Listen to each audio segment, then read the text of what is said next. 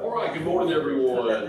Welcome to the first committee meeting of the year of Veterans, Military Affairs, and Public Safety. Clerk, please call the roll for us. Senator Barfoot, Senator Beasley, Senator Bell, Senator Carnley, Here. Senator Chastain, Here. Senator Cavan, Here. Senator Hatcher, Here. Senator Jones, Here. and Senator Kelly. We have a quorum.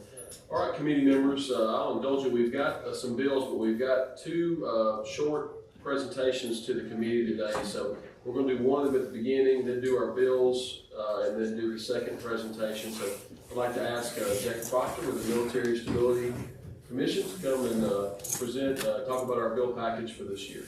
Thank you, Jacob. Thank you, sir. Good morning. Jake Proctor with the Military Stability Foundation.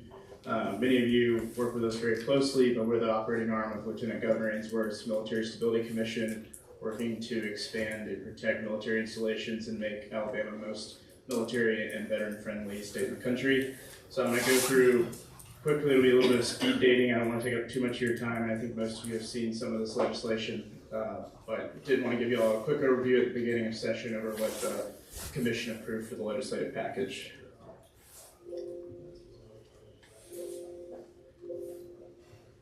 I'm making noise, that was easy. I can just run through it without slides, that works. Can I do the computer? Yes. Do it that way, maybe? I gotta make it worse than it is. I can try.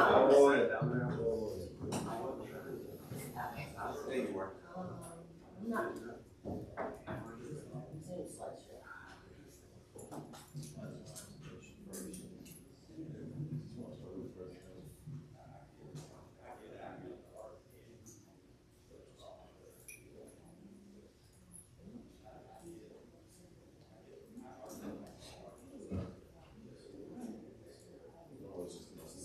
Yeah.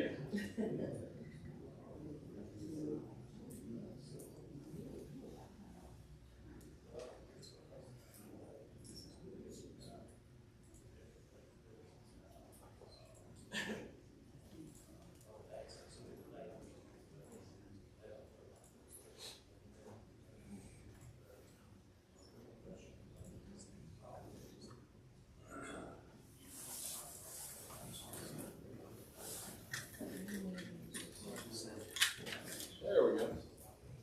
Hold on. Now try your little clicker, okay? Nope. All right, let's do that slide and I'll push it. Okay, next slide. Thank you. All right, so as we sit today and what has been approved by the Commission is a 15 bill package. I'll go through each very briefly. At the end, if we have time, I'd be happy to answer questions. Next slide. All right, so this first piece of legislation, if you're familiar with the diversionary court or the drug court system in Alabama, part of that includes veteran treatment courts, and they're in about 20 counties in the state of Alabama. They have really good recidivism rates. We've seen a lot of positives comes out of these. It basically provides veterans a different course in the criminal justice system, and so we're looking to expand those based on the success they've had. What this bill does is it incorporates veteran treatment courts into the existing drug court system and provides guidance for any court that wants to adopt that at the circuit level. And so we're really hoping this will expand the use of veteran treatment courts in the state. And then we're still in negotiation, but given that there will be additional courts entering and more courts using these, we are looking to work with the budget committees and try to figure out what the most appropriate budget increase would be to make sure that we don't oversaturate the existing courts that have limited funding. Next slide. This one we're very excited about. A great example of partnership between the legislature, the governor's office, and the private sector. So what this would be is a public-private partnership that has some initial funding from the state, but it eventually is completely funded by private sector dollars. To expand if you think about veterans entering the workforce, kind of expanding the top pipeline of that. So this will be a center that will be able to assist with benefits, navigation, education opportunities, career services, connections directly with employers. There's already a broad network of employers working on this, so we're working to really capitalize on that, as well as the work that the state's already doing on this. So, working with the power company and the governor and many others, we've been able to come together with an agreement on this, and I believe this is one of the bills you'll be looking at today. Next slide. All right, so last year, the legislature passed a tax exemption for state taxes while service members are either deployed overseas or mobilized as part of a Guard or Reserve mobilization. In Alabama, we have several civilian-heavy DoD and service agencies and groups, and so what this bill does is extends that same deployment exemption for the ones who do deploy to the civilian workforce as well. This really helps with recruiting new missions to the state. A lot of things like Space Command and other things have heavy civilian detachments that come with them, federal civilian employees, and so this will help us continue to show our support for them and recruit new missions in the future. Next slide. This is the bill we've been working on with the chairman, and we're still kind of getting into the nitty-gritty of it on the budget side. But there's been a long history with this dependent scholarship program, and we're trying to make sure that, one, we can make sure that we're capturing as many people in the program and getting that benefit out to as many people as possible in a fiscally responsible way, but also helping the people who are already in the program. So this bill does three things. One is lowering the disability rating for entrance into the scholarship program back to 20%, which is was the previous level before 2017, and then also removing the payer of last resort only for two-year schools, which will really help them use Pell Grants and other things to pay for non-education expenses, but maximize the scholarship program for education expenses. And then the last thing is a pilot program to explore broadening the exemption for service members that did not enter service as an Alabama resident. Today, you need to have lived in Alabama for 5 years and have a 100% disability rating. This pilot program would explore a 5-year residency with 50% disability rating. Next slide. For the Purple Star schools, this has been a really successful program across the country, but especially in Alabama. It basically provides schools the opportunity to apply for military-friendly status. Today, it is only taken advantage of by public school institutions. So this bill would allow private schools to apply for Purple Star school status as well, and then give them representation on the Purple Star governing board.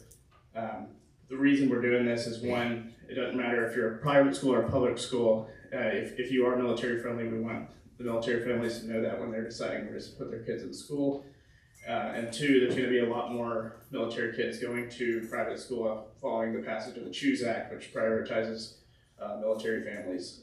So I want to make sure that when parents are looking at schools, they can see all schools that have been approved as military friendly in the Purple Star program. Next slide. So this is a blue card military records bill. So, when you move to Alabama, you've got to go get your blue card to show your immunization status for your dependents. Military members, that's another thing they have to go get approved and get paperwork done for, while they already have the records of that within the military records system. And so what this bill does would allow the military members to use their existing records. It doesn't change any of the immunization requirements, just the method by which they're certifying this. And they already have those readily available to present to schools, so this would just do that. Next slide. So for our commission, we have a broad, group of stakeholders from many different organizations, including the legislature, but we work very closely with the chairman of this committee and the chairman of the House committee, and we want to make sure that they're permanently at the table on our commission. So all this bill does is add the chairman of this committee and the House Military and Veteran Affairs Committee to the commission. Next one. So this is the Military Planning Act update. So it's already law in Alabama that you cannot build tall structures around military bases. Getting approval to do that can be difficult if you're in a county that doesn't have municipal authority. So this bill clarifies that the local government, even in those county areas, would still be able to process applications for tall structures, and it keeps the existing requirements. There's no requirements change. It's just clarifying that, yes, even if you're in a county area, you have to go through this process, and 2, here's how you can do it. This is important for a few reasons, but one is safety. We need our military installations, especially our flying units, to be able to know when tall structures are going up around our landing zones and installations. And then also for future missions, we want to protect our airspace so that we can recruit future missions for new aircraft. Next slide. All right, so we'll have 2 interstate licensure compacts. We may be switching out one of these for a separate one, but these compacts allow people who are in professionally licensed occupations to pass their licenses between states. This is really important for military spouses when they're coming to Alabama to be able to quickly get going on their jobs. So we've had a long history with these. We've done 11 of the 14. I think the Pentagon just added 2 to the list last week, so there will be 16. So we're going to stay on track with that. But this cannot be understated how important these are from a military spouse employment perspective and the ease of getting them back in the workforce when they move. Next slide. This is a bill we're still working on, but the intent here is that there's federal law that prevents certain predatory practices for private groups working with veterans to get them their benefits. A lot of these benefits all these benefits can be serviced for free by your state Veterans Affairs, federal Veterans Affairs, and private groups. So what we're looking at is just to make sure federal law is enforced. There's currently no penalties being enforced for some of the predatory practices that are already against federal law. So a couple different ways to do this, but the baseline of this is that we want to make sure that we're protecting veterans from predatory practices when it comes to benefits navigation. Next slide.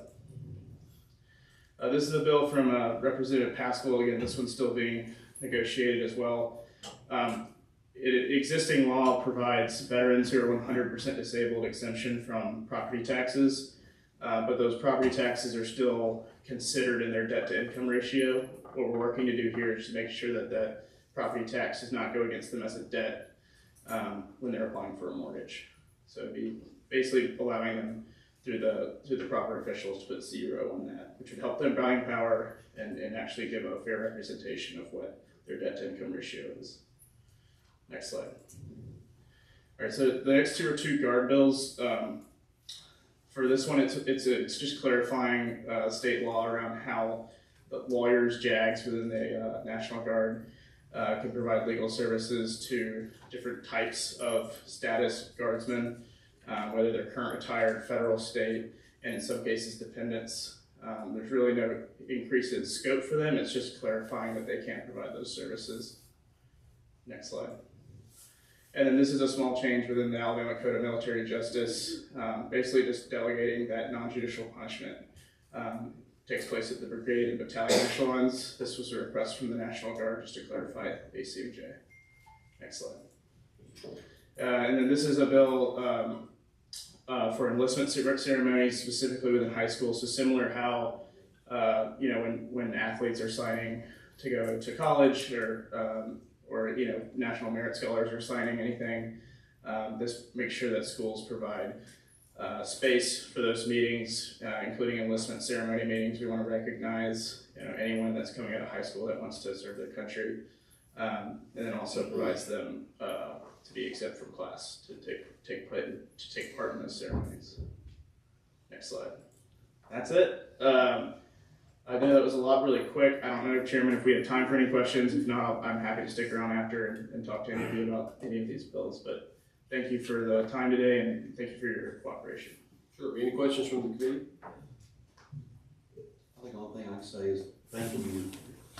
I know we had Judge Phil C. in our circuit start a Veterans Court years ago, and there's nothing like going to a graduation and watching what they've come from to what they've come to. And this only goes forward to continue helping those people that went and served and protected us. Thank you. Yes, sir. Chairman? Yes, sir. Senator Brad. Just one question is to me, it's a no-brainer that the chair of this committee and the House committee need to be part of the Military Stabilization Commission. Has that already been filed? I don't recall seeing that. I don't think it's been filed yet. The sponsors have them. I believe to file them today. Yeah, well, add me as a co-sponsor. Yes, sir. All right, Jake, we thank you for all of your work on this. It's great to have an update at the beginning to kind of know what's coming down the pike. So appreciate you and all your work in organizing this. I think we've got a very aggressive package again this year, and I think it's going to help further our national rankings. Yes, sir. Thank you. Thank you. All right, we're going to deal with some bills, and then we have a presentation for our friends at Archives on some military veterans, things they're doing over there. So clerk, please call our first bill. SB 67 by Senator Jones. All right, this is the bill that the governor mentioned in the state address last night. It deals with restructuring the Department of the Alabama Department of Veterans Affairs, elevates the head of that organization to a cabinet level position, and it changes, consolidates the board to be a little more, less cumbersome. There's 17 members now, and I believe there are 9 after this, and then allows for the appointments of those in an advisory capacity, similar to about a dozen other boards we have here in the state. So happy to entertain any questions. Senator Bailey? Thank you, Mr. Chairman. So on this one, there are a number of things in here that I really like. I mean, like having the governor to have, clear authority, to appoint the director, remove the director, is consistent with the bill I've advocated for another public department. And so I support that. I think, reworking the way that the board is set up is a good thing. I am very concerned about basically removing all the authority. So I'm gonna, be a good fence sitter on this one and punt and abstain. Would you care to have any question answered by any of the, okay, all right. Any other questions or concerns, discussion? Mr. Chairman, Yes, sir. so, I don't know how long it's been in the works, but, I've just been talking to some folks back home that have, in some of the BSO organizations, there's just a little bit of concern with, like Senator Gavan said, the removing the authority of the board, and it just seems like they would like to have a little input into that to understand kind of what the direction is. I know it's been thought out, but my concern is just with theirs. We have a large veteran community there in Senate District 31, so I hope to work with you, if this gets through committee to, hopefully we can listen to the stakeholders and, make changes that are favorable to them. Thank you. Sure. And Drew, would you care to address the committee in terms of how this fits in with the other boards and agencies, or would you want to handle that? Yes, sir, happy to. Sure. Yeah.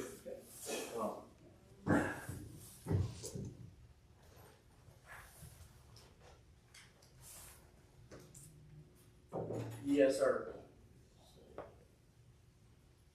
Talk loud enough.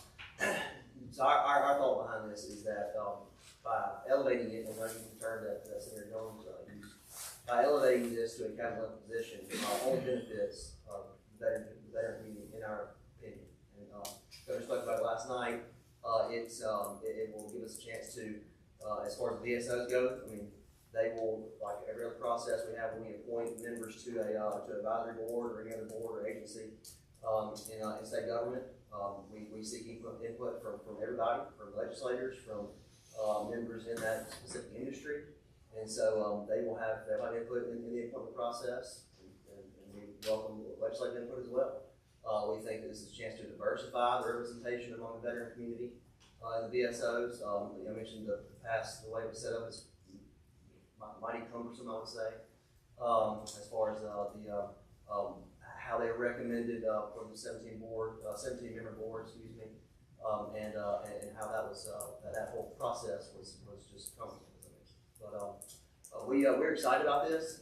We think that this is an opportunity to amplify the issues among the veteran community. I mentioned the diversification, to hear more things that are affecting and impacting Veterans Board, like the veteran we had at the state last night. I teared up during his notoriety from the governor, and so that's we want to hear from them, and the Veteran Resources Center is a transition center, is a good example of that. That's something that's needed. We support that as well, and that's just one of the, I think, the early wins, for this, and our new imagination of the, Veterans Affairs Department for the state, and how we can, amplify the voice of the veterans in Alabama and provide them with a strong representation, and if I would say more direct accountability, with the voice of the executive branch and the legislative branch. Gotcha. Senator Justin? Mr. Chairman, I move for favor. Okay, got a motion. Second from Senator Hatcher. Clerk, please. Mr. Chair. Yes, sir. I know we've got a motion on the floor, I'd like to make a comment. Sure, you recognize. Okay. I've gotten, numerous calls, from my local area, from veterans, dealing with this and some concerns over it. And, feel very strongly, I think the governor's office has done a lot of research on this and all. I don't know that all the message is getting to the veterans on the street everywhere, and I come from a very veteran heavy area. And so I think there may be some work that needs to be done on communicating, some things back and forth there. Because the veterans on the street, a lot of them are very concerned about, they feel like that they may be losing, some touch in some areas. So I think there just needs to be some work in education or some adaptations that may need to be made before this comes to the floor. Thank you, sir. All right, thank you, Senator Kelly, and I will say to our veterans community, my door is always open. I'm happy to hear any feedback or suggestions that any veterans or veterans service organizations may have, and that's been the case for the last several months. So, clerk, please call the roll. Senator Barfoot, Senator Beasley, Senator Bell, Senator Carnley, No. Senator Chasteen, Aye. Senator Gavan, Abstain. Senator Hatcher, Aye. Senator Jones, Aye. Senator Kelly. No.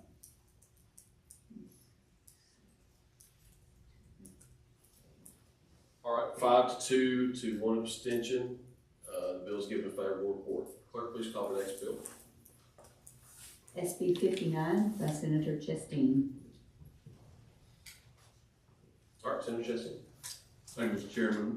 This is a bill that Jake mentioned earlier regarding our dependence of active duty military personnel. When these students are coming in to enrolling in our schools, they can use their military medical records rather than a blue card for admission into our public and private schools. Motion for favorable. Second. All right, we had a motion first from Hatcher, and I'll count one of you guys as a second. Okay, Senator Gavan. Let's call a fresh roll, please. Senator Barfoot, Senator Beasley, Senator Bell, Aye. Senator Carnley, Aye.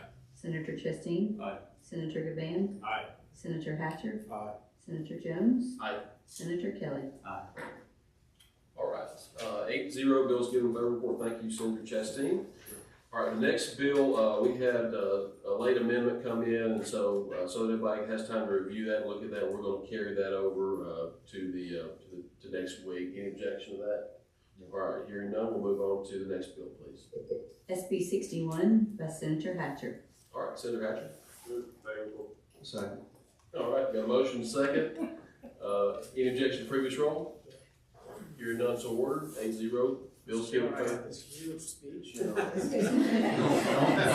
it up now. Yeah, I'm gonna regret saying this, but save it for the floor. All right, clerk, please call the last bill. SB 70 by Senator Jones. Motion for favorable. All right, motion Senator Bell, second Senator Kelly. Any objection to previous roll? Hearing none, so ordered. 8-0. Bill's given favorable report. I'll ask the committee members to remain. Put a call up our friend Steve Murray from Archives to come up and tell us about what they've got going on that relates to our committee. Thanks, Steve. Thank you, Mr. Chairman and members. Appreciate the opportunity to tell you a little bit about. I think I'm going to have the same others. Appreciate the advance. If you go ahead and advance, real quick, just rewind me all the way back to 1901. Our first museum was in the old Senate House Chambers of the Capitol. Then we were in the south wing of the Capitol for about 30 years. You can go ahead to the next slide. At the end of World War I, the state designated the archives as having the responsibility to plan toward a World War memorial to honor Alabamians who died in that war. So that plan was conceived in 1919, a little advanced. There was no funding at the time. If we go to the next slide.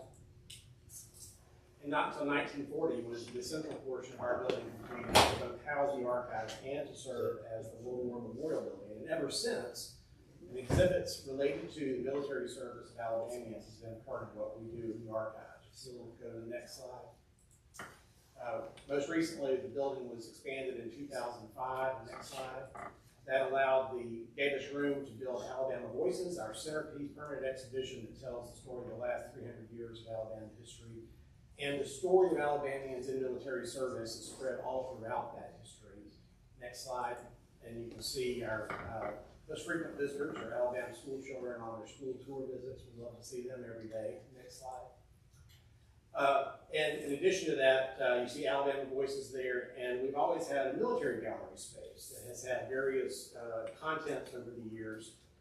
The work that we're doing right now is going to include some updates to Alabama Voices, which was begun 13 years ago.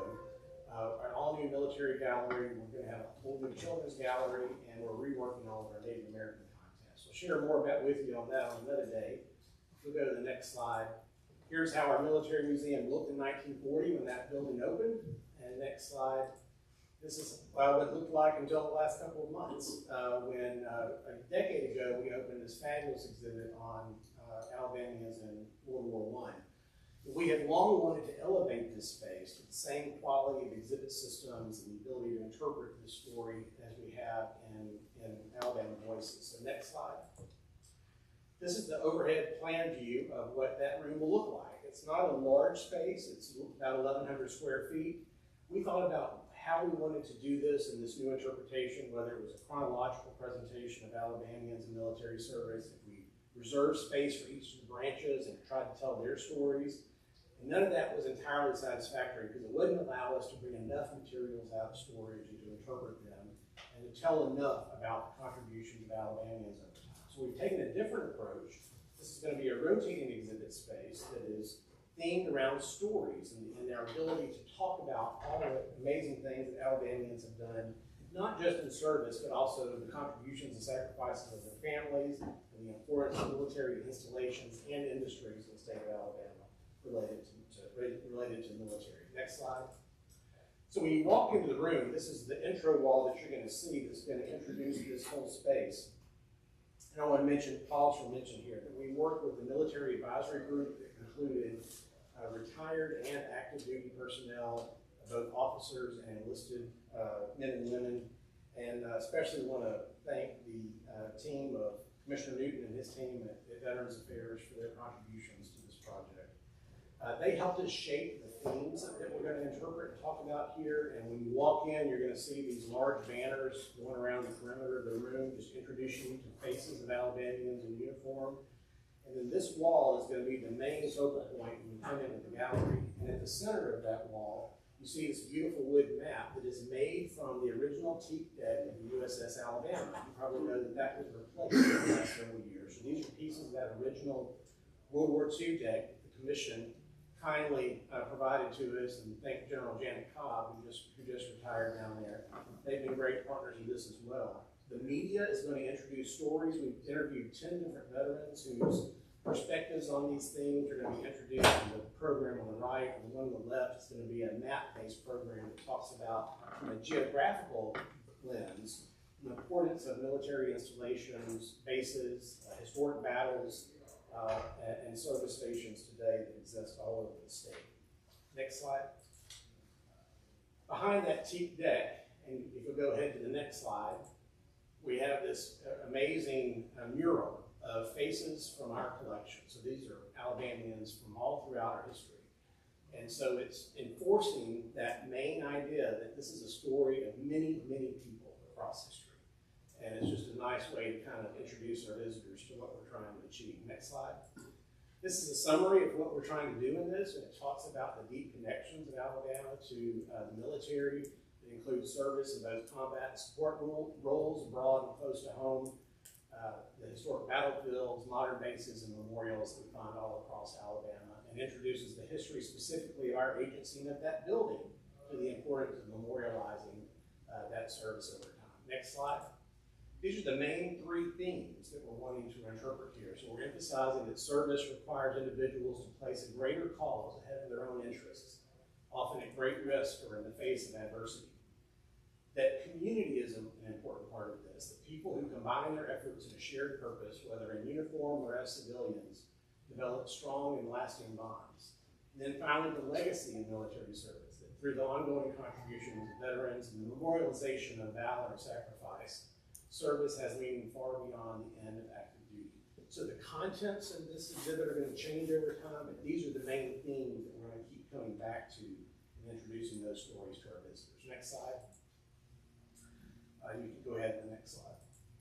Again, now we're going to kind of just quickly walk around. I'm just going to give you a flavor of this today. If you see anything you'd like to hear more about, I'm happy to visit with you.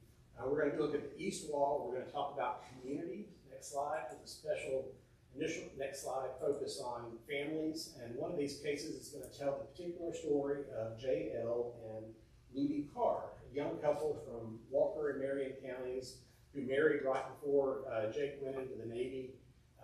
Ludi went out to California to work in a factory. That's her Rosie the Riveter ID card that she used during the war. And the women on the right are Ludi in the middle and Jake's aunt and grandmother, who made what you're going to see on the next slide, which is this incredible quilt that documents Jake's service in the Navy. And there's a square for every element of his service from the time he enlisted until he was discharged. And you can see he was serving on the USS Minnesota in November of '41 when it was hit by Japanese torpedoes, and he went into the water. We have the Bible that he had with him, actually belonged to a chaplain that died in that attack, but Jake preserved that Bible and brought it back home with him. This whole collection is one of those that allows us to tell the story about how a family experienced this global war. Him in service, and her also in service, and working in a factory in California. Next slide. The next big case is, this is a good example of how these stories are going to rotate through time. So we're starting with an emphasis on Army aviation during the Vietnam era. And that image on the left is going to be a mural at the back of that case showing this training operation at Fort McClellan in 1967. The flight suit on the right belonged to Freddie Ward of Geneva County, who was in Vietnam in 69 and 70, came home, flew a helicopter for the National Guard for 20 years, and then taught history and science in high school. We've got more pieces of his personal collection that help us to tell the story of his life, both in service and after service. Next slide. Jerry Hatfield's a name some of you may recognize. He was a native of Atmore who served in the 121st Assault Helicopter Company. He was shot and hospitalized, fortunately recovered. Wound up, this is the robe he was issued when he was recuperating on a Navy hospital ship, and that's his flight jacket in the center. You can see he proudly put Atmore, Alabama on the face of his helmet up there at the top left. Jerry came home and became the first aviator who helped create the DPS aviation program, and flew for years and actually became a volunteer and is now a part-time retired employee at the archives. Next slide. We'll keep going on to the next one. The other wall, this is a wall about memorializations. We talk about the way that we remember. Go to the next slide. And we do that through a lot of photography, but some artifacts as well. And you can see kind of these diverse experiences, including a 9/11 prayer vigil in Huntsville at the top left. At the right is the memorial of Julius Ellsbury in Kelly Ingram Park. He was the first Black Alabamian killed in World War II and died on the USS Oklahoma at Pearl Harbor. There's the dedication of the Korean War Memorial in Mobile, and then the dedication of the USS Alabama in 1965. Again, just samples of the kinds of topics that we're going to address here. Next view. People in service also created their own memorializations and do still of service. At the top left is a sketch by a famed Alabama artist named Nathan Blick of his view from inside a B-24 Liberator in Europe during World War II. And at the right is a battlefield sketch by Lance Corporal James Adams, and he was in the 1st Marine Division in Vietnam in 1969. So these memories that veterans capture in service and bring back home with them. Next slide, we do public memorials of many kinds. That's the Gadsden Highway Memorial on the left, and right is a honor flight participant, Don Hammock from Tuscaloosa, up at the Vietnam Veterans Memorial in DC. Next slide. We're going to turn the corner on the west wall, next slide, and do a big emphasis on who we're thinking of as the mercy bringers, the people in the chaplaincy and in the medical corps who provide vital care to service people who are wounded or in service. Next slide. You've got great stories represented in all of these here, including William Jesse Tarver of Anniston there on the left. He was in the 167th of World War I and died in Fort McPherson, Georgia, when he got home from his wounds. The microscope was used by John Lanford, who was a medical pathologist from Alabama in Base Hospital during World War I. Those were nurses at Camp Sheridan in the uniform of Roy Lynn, who was an Army medic at Camp Sheridan during World War I. Next slide.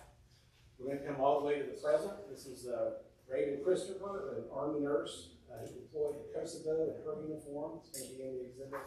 And then you see there at the right, Army personnel serving at a nursing home in Mobile during the COVID pandemic. Next slide.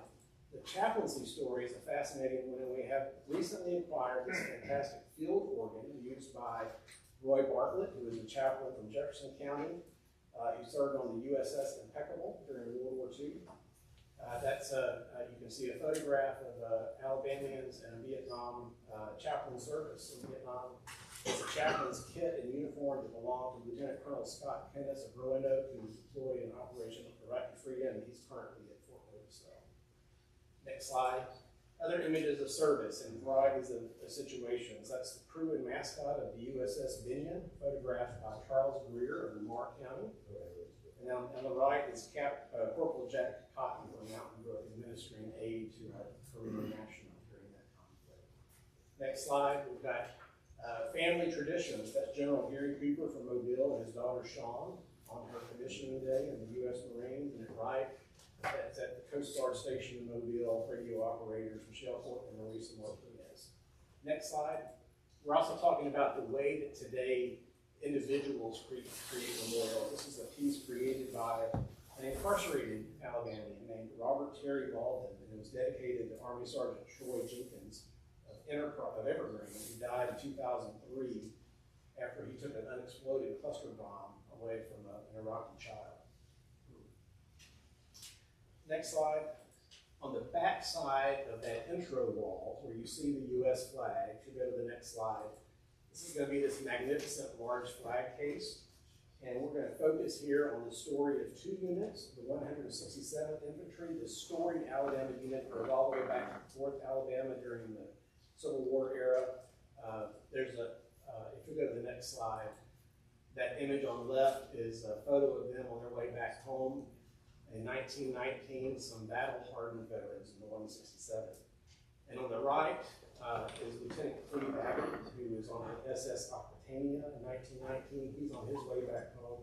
He came home, became a much-beloved coach and athletic director at Tuskegee Institute, and their football stadium is named for him. So we're going to have uniforms representing both the 167th and the 366th, and so the national colors are the national flag carried by the 167th in France. The regimental colors are the regimental flag of the 366th carried in France. Next slide. This is the last wall. You can go on to the next slide on the back of the hallway. We're focusing here on veterans. So what happens when we get home? And we're going to talk about the contributions that veterans make in their communities. Next slide. In that case on the left, our first story here is going to be about George Washington Paul, who served in the Army of Vietnam, came home. And we're actually kind of informally calling this the many hats of George Paul, because he did so many things for the state community when he came home. He continued to serve in the Army Reserve, where he ultimately retired as Master Sergeant. He served in the Utah Police Department, which is the uniform he's wearing in the photograph. He served as an Alabama State Trooper, and then ultimately was elected Greene County Sheriff. The Fez is associated from his membership at the King Solomon Masonic Lodge, and he was a business owner. He operated Hall's Homemade Syrup and farm over in Greene County for many years. So this is an illustration of how veterans come back and can add to the lives and contribute to the lives of their communities in many ways. Next slide. Here's just more examples that we'll talk about. These are Mobile VFW members raising funds for Desert Storm veterans on the left. Some come back and suffer really serious injuries. William C. Oates lost his arm in the Civil War, came back and ultimately served as governor of the state of Alabama. At right is Sarah White of Mobile, a mother who's reunited with her children after coming home from Operation Desert Storm. Next slide. Charles Ellis was a pilot of Grooming Avengers during the Guadalcanal campaign. At the bottom, you may recognize Medal of Honor recipient Red Irwin on Veterans Day in Birmingham. He won the Medal of Honor for picking up a phosphorus shell in the belly of a bomber and throwing it out and saving the rest of the crew, a burning phosphorus shell. That's Operation Iron Ruck from last year, which is a fantastic student veterans program to raise awareness and funds for veteran suicide prevention. I'm almost done. Next slide. We've got the first residents of the new Denny Atkins State Veterans Home and Enterprise, and I'm sure you're all familiar with Command Sergeant Major Atkins, who in addition to receiving the Medal of Honor, founded the Denny Atkins Foundation to provide college scholarships for non-commissioned Special Forces officers to help them transition to civilian life. So, next slide. We were going to talk about the both visible and invisible wounds experienced by veterans. The prosthetic shoes that you see there was worn by World War I veteran Albert Patterson, who's better known in 1954 for winning the primary in Alabama for Attorney General, and then was assassinated because of his campaign to clean up corruption in Phoenix City. And then on the right, something I know you all recognize is the current Alabama's Challenge campaign to raise awareness of veteran suicide. And really from the beginning, we knew it was important to incorporate that topic and that awareness of that resource into the exhibits. This is our initial installation. We've got lots of additional opportunities in the future. We've got the 80th anniversary of the Air Force coming up in 2027. We have amazing Alabama National Guard collections, and so we'll have a big emphasis on the National Guard at some point in the future. But just wanted to say we look forward to sharing this with you. On the next slide, you'll see our schedule. We're going to close the second floor of the museum as soon as our spring school tour season concludes. Have about 4 months of construction. We'll do a soft opening in early October, and then the dedication for this military gallery is going to be tentatively on November 6th. That's the Thursday before Veterans Day, and we knew we couldn't compete with lots of long-standing Veterans Day programs, but you'll all be invited, and hope that you can be with us on Thursday, November 6th. Have a good day. Thank you, Chairman. Thank you, Steve. Appreciate all the work that you guys are doing over there. This looks like it's going to be stellar, and excited to go see it in person, so thank you. All right, thank you, committee members. With that, we stand adjourned.